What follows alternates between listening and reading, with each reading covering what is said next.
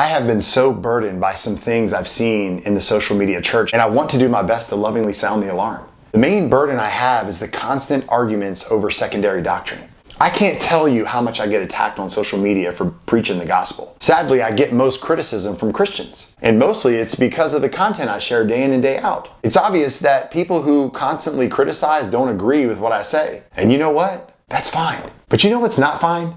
Christians constantly criticizing other Christians. You know what else is not fine? Arguing over secondary doctrinal beliefs. Topics like eschatology, spiritual gifts, what day Christians worship, Calvinism or Arminianism, infant baptism, once saved, always saved.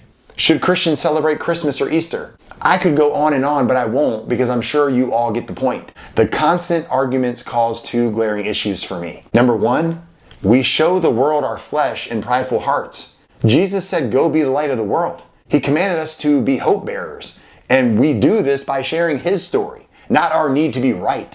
Think about this. As unbelievers look on, how does this help our witness for Christ? Number two, we were commanded to go and share the gospel and make disciples. How does constant arguments with brothers and sisters in Christ accomplish this mission?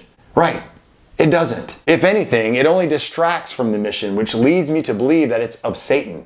It is his sly way of infiltrating the church, and we must stop. Here's the solution.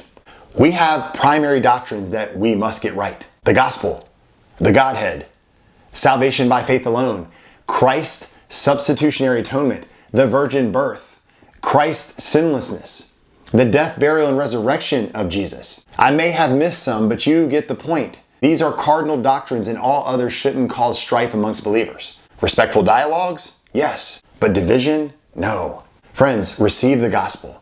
Trust and believe the gospel. Study the gospel. Live the gospel. Share the gospel. Become a student of Christ. Go and make other students of Christ. Live for Jesus boldly and with love.